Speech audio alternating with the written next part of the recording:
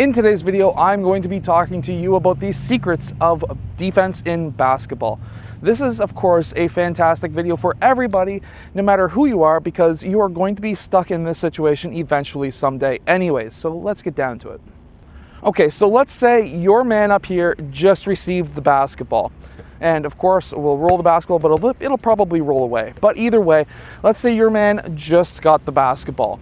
What are some things that you can do to be able to stop him from either driving or shooting or both? Well, number one is when you're closing out, you don't want to go with a million different stutter steps all the way out. That's going to slow you down. That's just not going to do anything. What you want to do is, if you're closing out on a man, you want to go 1, 2, or you want to go 1, 2, 3, not 4, not more than 4. You want to go anywhere between 2 and 3 steps. Stutter steps, because that will allow you 1, 2, bang, you're there. You want to stay on your toes as well.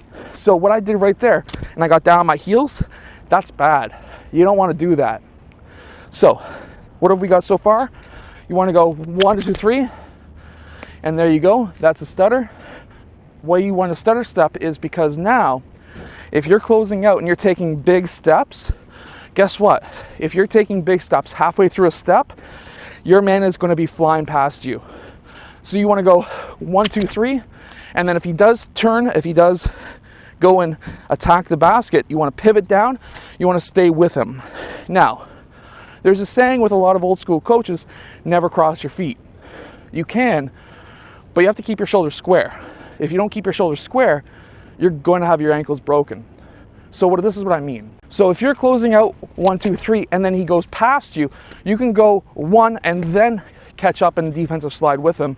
But you don't want to continue to run alongside him, because if that happens, first off, you're too slow, you need to work on your speed. But number 2 is, if you continue to run with him more than 1 step to catch up, he's liable to pull back, do some kind of a move, like a snatch back move. And what's going to happen is, with your feet turn like this, even with your shoulders square, you're liable to catch your foot on your other foot, and you're going to then break your own ankles. It's going to make him look fantastic, but it's not going to make you look good. So really quickly on the offensive side, if you do see somebody who's running along with you and they take more than 1 step to keep up with you, a move that you can do when you're attacking is just a big long step forward, hop back.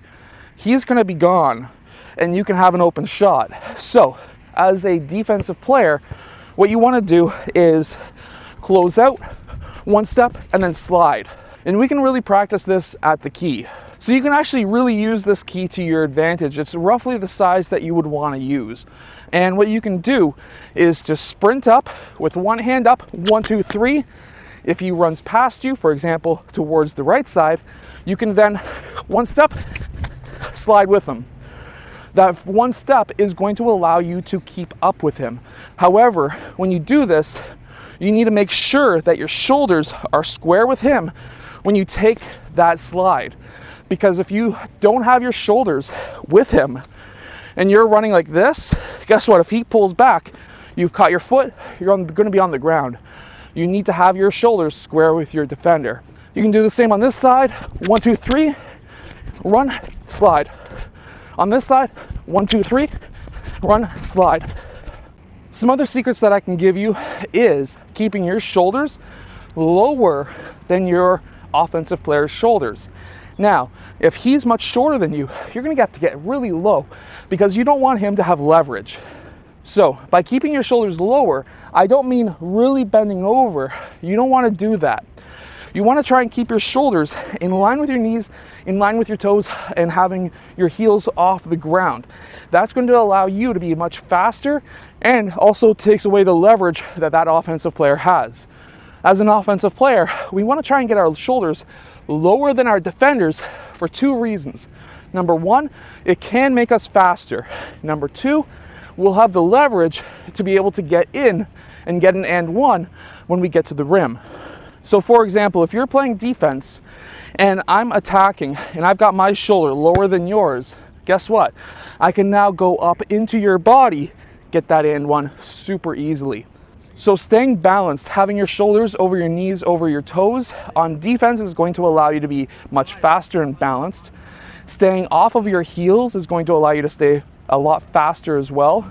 Also, working on your footwork that I was showing you at the beginning is also going to allow you to keep up with your defender. I hope that this video has helped you become a better defender. If it has, hit that like button, subscribe, and I'll see you guys again next time.